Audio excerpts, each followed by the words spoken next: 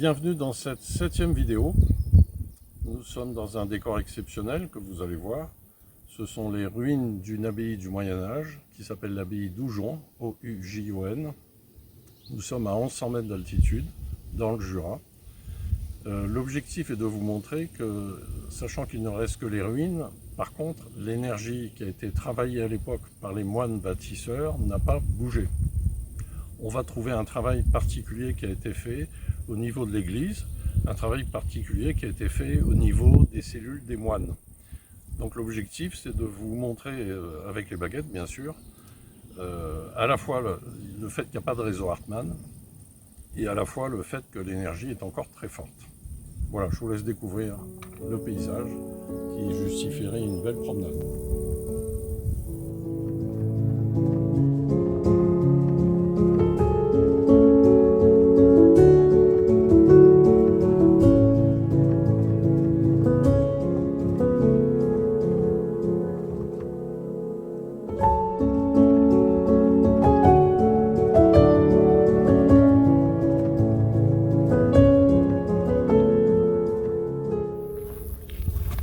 Alors là, on arrive sur la partie surélevée qui correspondait à l'église autrefois. Donc cette abbaye a été fondée en 1148 par l'ordre des Chartreux, rattaché donc à la Grande Chartreuse à Grenoble. Voilà, donc on va monter sur le parvis de l'église et je vais vous montrer avec les baguettes le travail qui a été fait à l'époque et qui n'a pas changé depuis sur les réseaux magnétiques et sur l'énergie.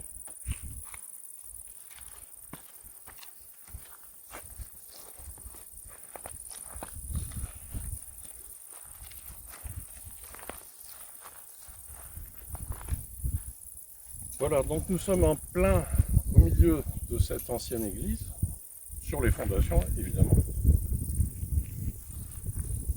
Le principe, c'est que dans tous les lieux sacrés au Moyen-Âge, cathédrales, monastères, abbayes, tous les lieux sacrés sans exception dans toute l'Europe, même chose pour les Romains et les Grecs et les Celtes, jamais de réseau magnétique.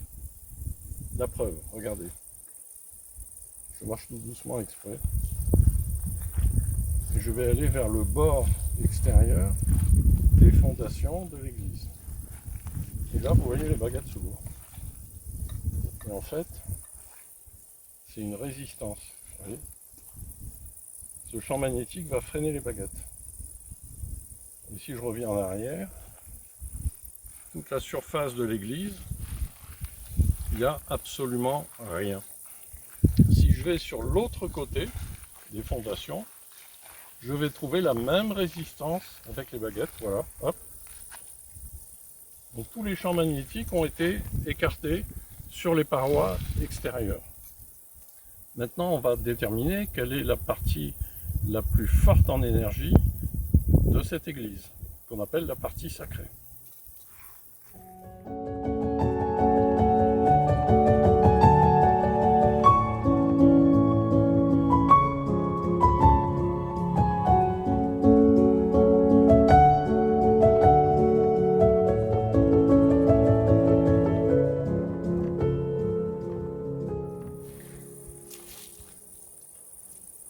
Voilà, donc nous sommes sur la partie sacrée de l'église. Pourquoi c'est la partie sacrée? Parce que, si vous voulez, dans l'axe de l'église, il y a une faille que je trouve là, d'accord, qu'on retrouve à l'entrée et à la sortie du bâtiment.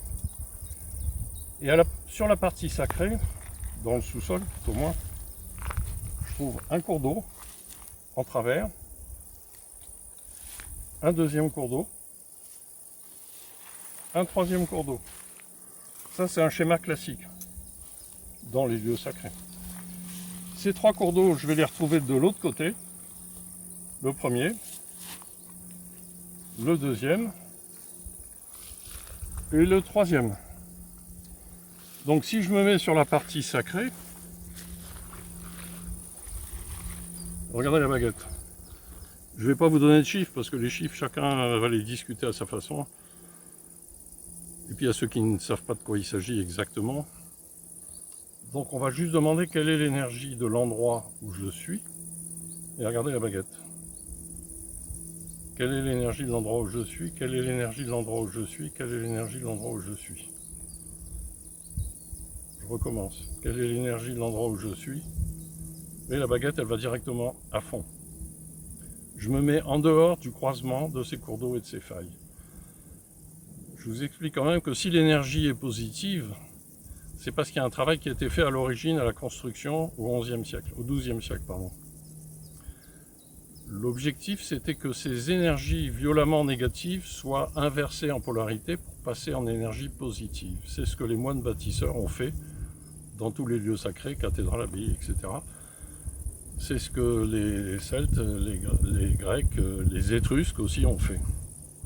Donc là, je suis, vous voyez, je demande l'énergie, la baguette, elle va directement à fond. Bon.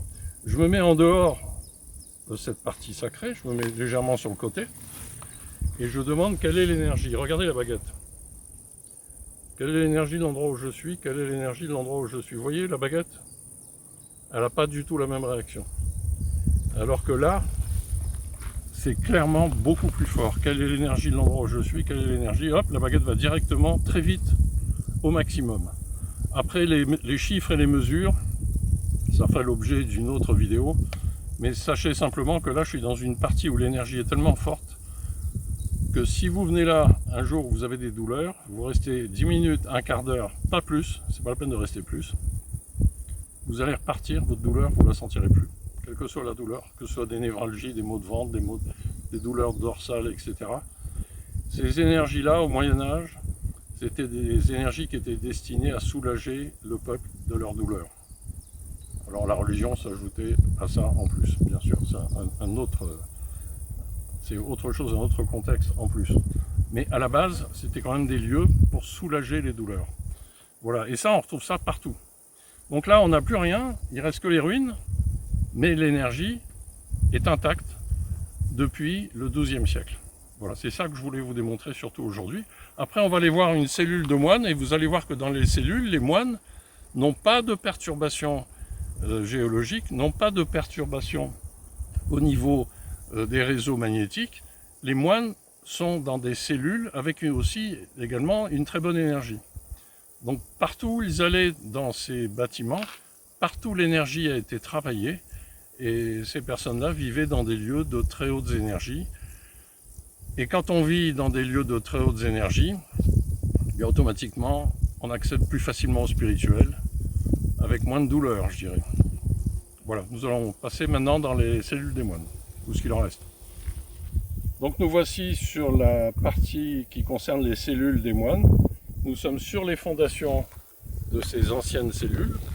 Et ce que je vais vous montrer, c'est ce que je vous ai montré dans l'église, c'est qu'on n'a aucune perturbation de réseau magnétique à l'intérieur des cellules. Si je vais vers les murs extérieurs, mes baguettes s'ouvrent. Vous voyez cette résistance. Et pourtant, je peux vous dire qu'on a du vent. Je retourne à l'intérieur, il n'y a rien. Si je vais sur l'autre paroi extérieure, là, je vais trouver de nouveau ces réseaux magnétiques. Donc, démonstration, l'énergie, quand je me mets dans les réseaux magnétiques, regardez bien. Quelle est l'énergie de l'endroit où je suis? Quelle est l'énergie de l'endroit où je suis? Une misère. C'est pas là où on peut bien dormir, hein. Croyez-moi. Si je vais dans la cellule du moine, regardez bien la baguette. Quelle est l'énergie de l'endroit où je suis? Quelle est l'énergie de l'endroit où je suis? Alors c'est moins fort que dans l'église, mais vous voyez que ça n'a rien à voir avec les parties où il y a les réseaux magnétiques. Quelle est l'énergie de l'endroit où je suis? Quelle est l'énergie de l'endroit où je suis? Vous voyez à chaque fois, quelle est l'énergie de l'endroit où je suis? Vous voyez comme c'est précis, quelle est l'énergie de l'endroit où je suis? La baguette s'arrête toujours au même endroit. Toujours au même endroit. Si je me mets de l'autre côté, donc j'arrive dans les réseaux magnétiques, regardez bien, quelle est l'énergie de l'endroit où je suis? Quelle est l'énergie de l'endroit où je suis? Quelle est l'énergie de l'endroit où je suis? Il n'y en a pas. Il n'y a pas d'énergie.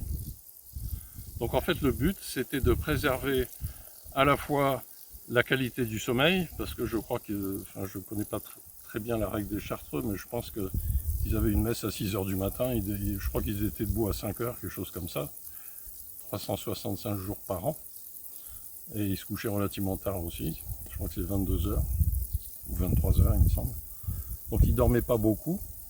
Ils vivaient, ici on est quand même à 1100 mètres, donc là on est en été, c'est très agréable, mais enfin je vous laisse imaginer l'hiver avec 1,50 m ou 2 mètres de neige. Donc il valait mieux vivre dans un cadre qui ait une très bonne énergie. Donc il y a tout un travail qui a été fait par les moines bâtisseurs à l'origine de la construction au XIIe siècle. Voilà, l'objet de cette vidéo, c'était de vous montrer ça, et de vous dire également qu'on est en pleine période de canicule.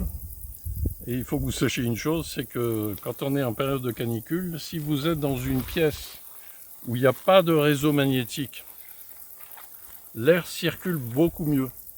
Et il va faire moins chaud que dans une pièce qui va être infestée des réseaux magnétiques. Comme c'est le cas dans toutes les villes et dans certains villages, surtout plus on descend en altitude, plus les réseaux magnétiques sont denses. Pourquoi? Parce qu'en fait, ces réseaux magnétiques densifient l'air. L'air est plus épais. Quand il y a un magnétisme, le magnétisme en fait va densifier, épaissir l'air. S'il y a cette densification de l'air, l'air circule moins bien. Donc s'il fait chaud et que vous ouvrez les fenêtres, l'air va pas bien circuler. Et c'est la même chose en hiver. J'ai des clients qui me disent, voilà, c'est cette pièce, il faudrait voir ce qu'il y a, on a toujours froid dans cette pièce. On n'y va jamais, c'est une pièce qui est toujours humide. Et dans la pièce en question, je trouve des cours d'eau en dessous, je trouve des réseaux magnétiques très serrés. Et donc dans cette pièce, il y a des réseaux magnétiques tous les 20 cm ou tous les 30 cm. C'est-à-dire que dans la pièce, il va y avoir 50-60 croisements de réseaux magnétiques, vu que ce sont des croisements. Et alors le problème après, c'est que l'air ne circule pas dans la pièce, donc l'hiver, l'humidité reste, l'été, la chaleur reste. Donc aussi bien l'été que l'hiver, il est vraiment important de ne pas avoir de perturbations magnétiques dans les pièces où on doit se reposer. Sinon vous ne trouverez pas le sommeil, vous aurez des nuits qui seront infernales et vous allez vous lever encore plus crevé que quand vous vous serez couché. Ça c'est par rapport à la circulation de l'air. S'ajoute le fait de l'énergie. La pièce où il n'y a pas de réseau magnétique, vous venez de le voir dans cette cellule de moine, on devait bien dormir. Quand l'énergie est forte, on s'endort en un quart d'heure maximum. Quand l'énergie est mauvaise, il faut plus d'1 heure pour s'endormir. Et si vous vous réveillez la nuit, vous vous rendormez sur les bonnes énergies en 15 minutes maximum. Et si vous êtes sur des zones perturbées avec des champs magnétiques, vous allez vous rendormir en 1 heure, 1 heure et demie. Et donc votre nuit, il restera une misère, c'est-à-dire pas grand-chose. Et vous allez vous lever crever.